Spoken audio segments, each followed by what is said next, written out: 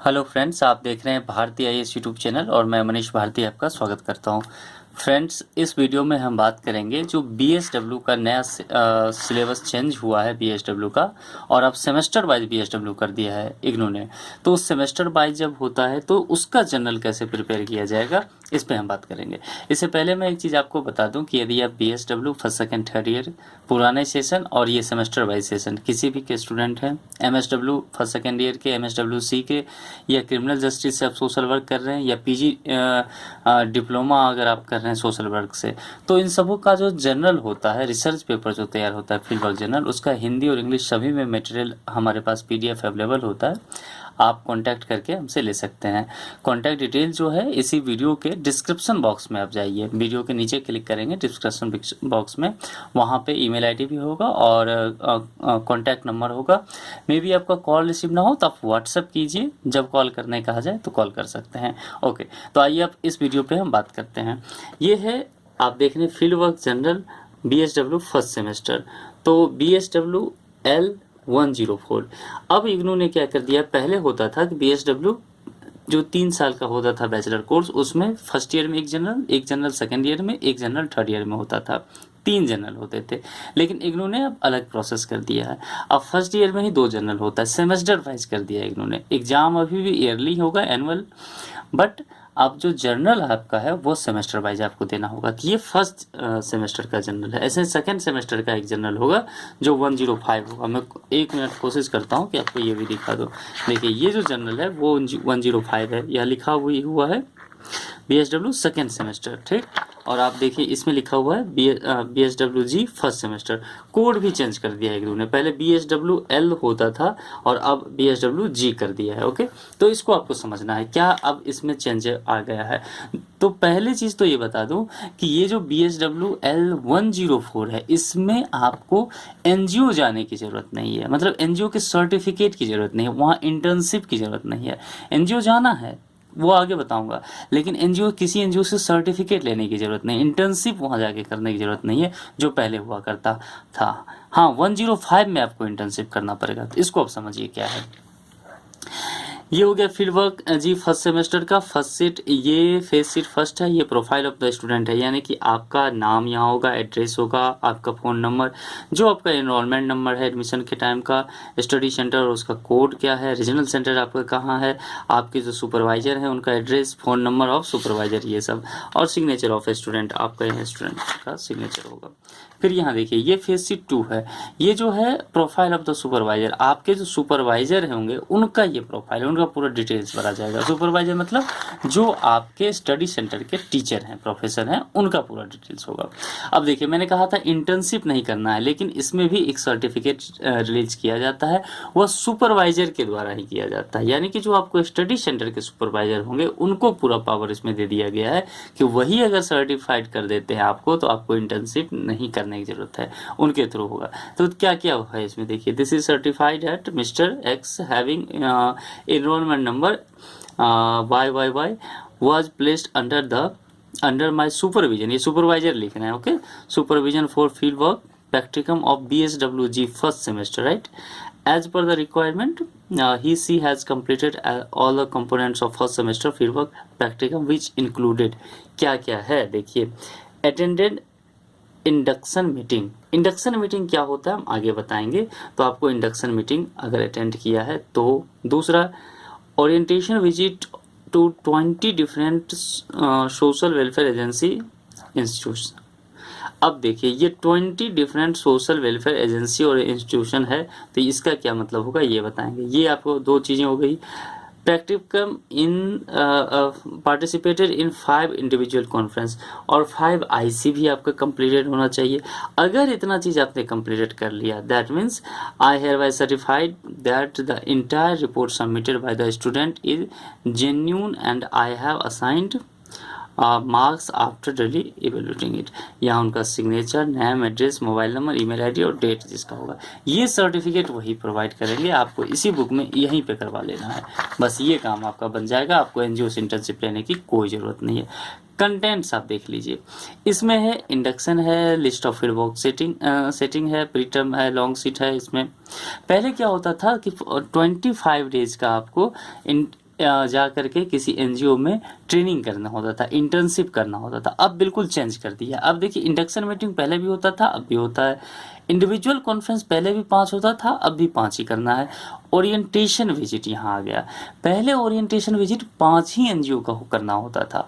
5 NGO में जाइए, orientation कीजिए, यानी कि उस एनजीओ का डिटेल्स लीजिए, बात खत्म। 5 अलग अलग एनजीओ में। अब वहाँ से सर्टिफिकेट की ज़रूरत नहीं होती थी। सर्टिफिकेट की अभी भी किसी एनजीओ ज़रूरत नहीं है। तब क्या था, वहाँ पहले 25 दिन का 5 ओरिएंटेशन, अलग अलग 5 एनजीओ, फिर किसी एक एनजीओ में 25 दिन का इंटर्नशिप करना होता, तो वो सर्टिफिकेट की जरूरत होता था। इसमें क्या किया इन्होंने, बीएसडब्ल्यूजी फर्स्ट सेमेस्टर में इंटर्नशिप हटा दिया है। अब आपको 5 ओरिएंटेशन की जगह 20 ओरिएंटेशन करना होगा। 20 ओरिएंटेशन की सर्टिफिकेट की जरूरत नहीं है, पर 20 अलग अलग एनजीओ में जाना होगा, वहाँ का डिटेल सीखना होगा। यही ये है, ओके, जो मैंने बताया। आइए थोड़ा सा इसको देख लीजिए। ये तो फर्स्ट सेमेस्टर का डिटेल्स वगैरह दिया, आप जरूर इसको पढ़ लीजिएगा। वर्क सेटिंग क्या क्या है ये आपको जानना है। Pre term self assessment form क्या होता है, इसमें कुछ क्वेश्चंस दिया होगा, इस क्वेश्चंस को आपको पढ़ना है और इसका आंसर करना है। 2-4 कुछ गलत हो भी जाए तो बहुत परेशान नहीं होना है, हाँ, लेकिन कोशिश करनी है अपनी ओर से सही करें। यहाँ क्या है, लॉग सीट है। लॉग सीट क्या होता है, जो मेन एक्टिविटीज होता है ना, उसको लिखा जाता है यहाँ पे। जैसे मेन एक्टिविटी डेट, किस डेट को हुआ था, स्टूडेंट का सिग्नेचर और supervisor signature, allotted bye study centre, student centre जो है स्टडी सेंटर पे अलॉट होगा। इसमें क्या है, इंडक्शन मीटिंग।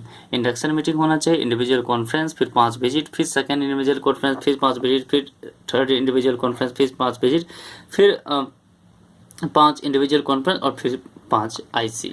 तो इस तरह से ये जनरल पूरा होगा। ये सब आपको यहाँ लिखना है। अब देखिए इंडक्शन मीटिंग। इंडक्शन मीटिंग मतलब क्या होता है, यानी कि जब आपने बीएसडब्ल्यू में एडमिशन लिया तो पहला दिन, वेरी फर्स्ट डे जो आप जाते हैं कॉलेज, और उसमें जो आपके सारे सुपरवाइज़र मौजूद रहते हैं और जितने भी आपके फ्रेंड्स हैं, सोशल वर्कर कलीग हैं, वो सभी रहते हैं। और उस दिन क्या क्या बातें की जाती है, आपसे टीचर क्या क्या बताते हैं इस कोर्स के फ़ायदे बारे में, स्कोप कैसा है, अगले 3 साल आपकी पढ़ाई कैसी चलेगी, डिस्टेंस मोड में है तो क्या क्या आपको बेनिफिट्स हो सकता है इसका, क्या आपके लिए चैलेंजेज आ सकता है डिस्टेंस एजुकेशन का। तो ये सब इंडक्शन मीटिंग बताते हैं और यही लिखना है। डेट, किस डेट को इंडक्शन मीटिंग हुआ था, टाइम क्या था, सुपरवाइजर क्या नाम था, और रिपोर्ट फुल पूरा लिख दीजिए। जितनी भी राम कहानी है आप लिख डालिए यहाँ पे। पर अच्छे से ध्यान रखिए, आप जनरल बना रहे हैं, डायरी नहीं लिखना है। पेज पूरा भरा होना चाहिए, यहाँ तक पेज खाली नहीं होना चाहिए। अब इंडिविजुअल कॉन्फ्रेंस। इंडिविजुअल कॉन्फ्रेंस 5 यहाँ लिखा हुआ है ना। तो 5 इंडिविजुअल कॉन्फ्रेंस मतलब हुआ कि जब आप इस बुक को पूरा कर रहे होंगे, लिख रहे होंगे, आप जब पढ़ रहे हैं बीएसडब्ल्यू, ये सब करने में आपको बहुत प्रॉब्लम भी फेस होगा।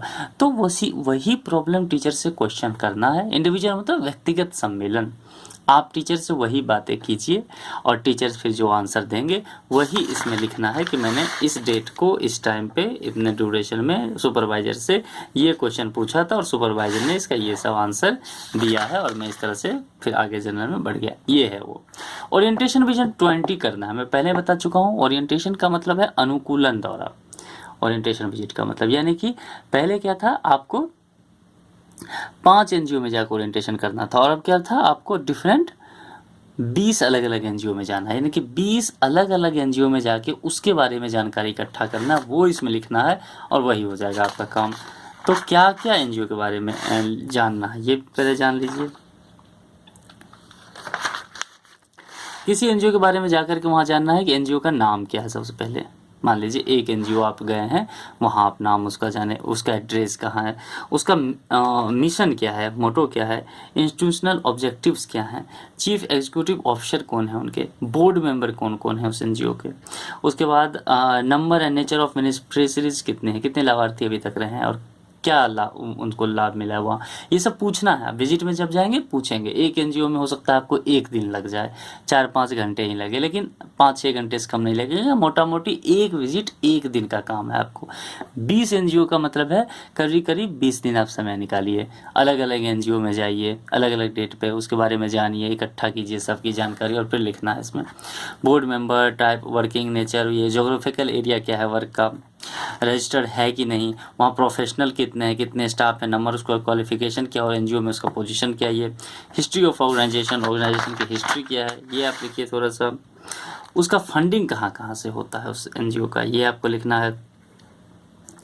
फॉरेन सोर्स हो रहा है, इंडियन सोर्स हो रहा है, ये सब। उसके बाद इंफ्रास्ट्रक्चर क्या क्या उस एनजीओ के पास है, ये लिखना है। उसके बाद अदर एजेंसीज़ के साथ उसके कैसे रिलेशनशिप हैं, क्या उसका टाई अप वगैरह है, ये सब।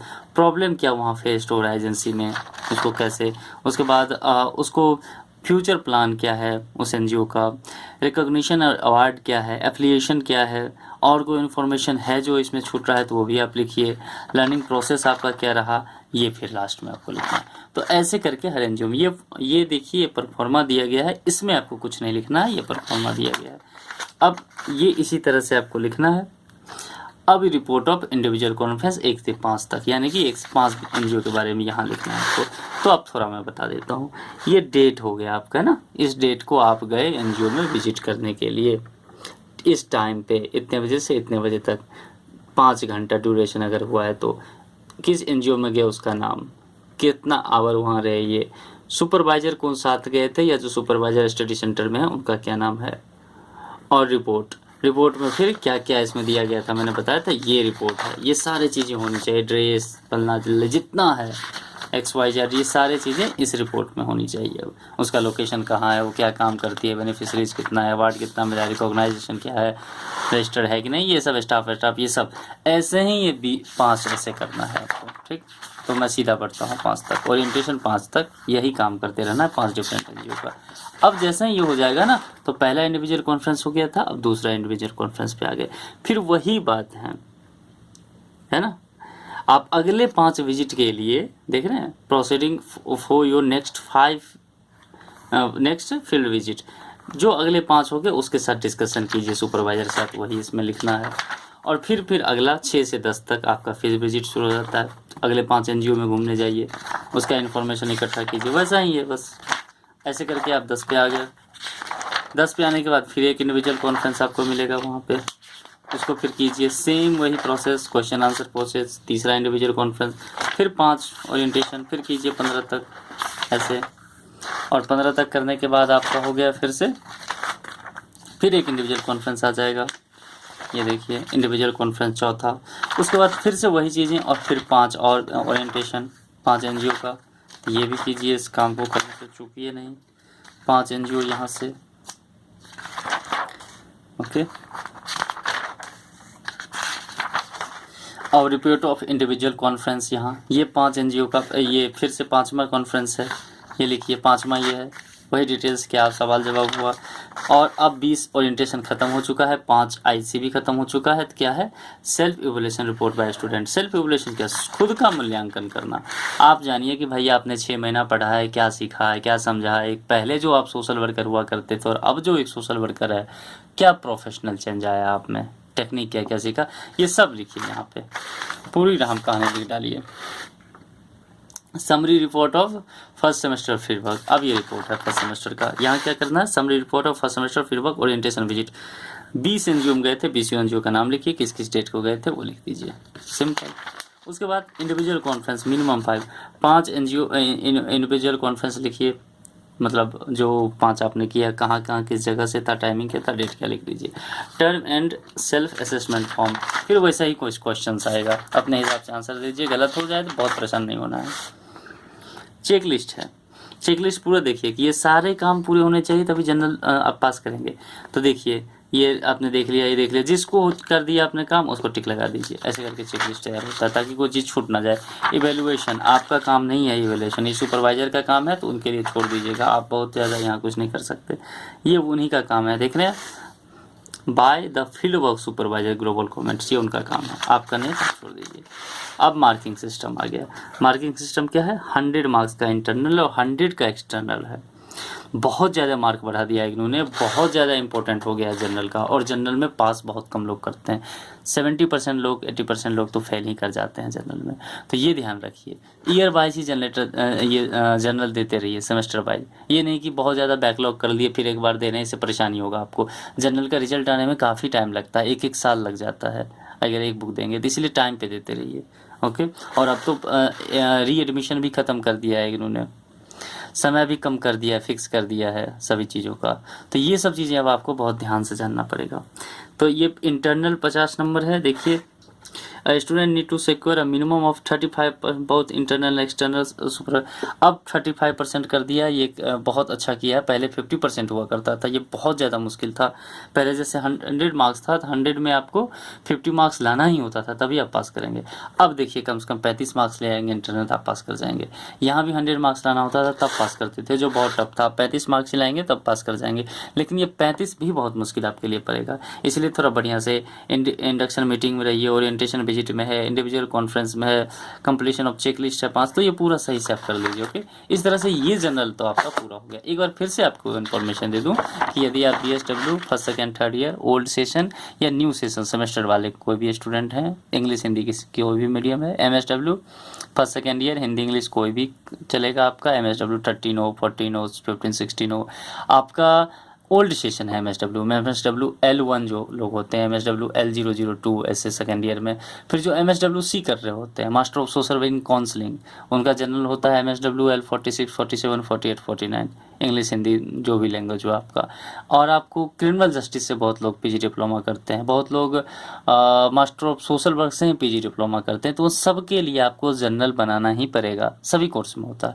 तो इंग्लिश हिंदी का लैंग्वेज अलग अलग होता है, तो जिस भी लैंग्वेज में चाहिए, जिस भी कोर्स का सोशल वर्क में चाहिए, कुछ भी आप कांटेक्ट कर सकते हैं, PDF ले सकते हैं बना हुआ, और आप फिर अपना जनरल प्रिपेयर कर सकते हैं। एक बार देख के पढ़ें जरूर, फिर प्रिपेयर करिए, आपकी गलती होने के चांसेस कम होगा। ओके, थोड़ा मेहनत करना पड़ेगा आपको, पर अपने गलती के चांसेस को कम कीजिए, नहीं तो रिजल्ट अटक जाएगा आपका। तो आपको कांटेक्ट कैसे कर सकते हैं, तो इसी वीडियो के नीचे देखिए डिस्क्रिप्शन बॉक्स होता है यूट्यूब पे, डिस्क्रिप्शन बॉक्स में मेरा नंबर है, कांटेक्ट डिटेल्स है। ओके, मेरा ईमेल आईडी है, वहाँ आपको जवाब मिल जाएगा।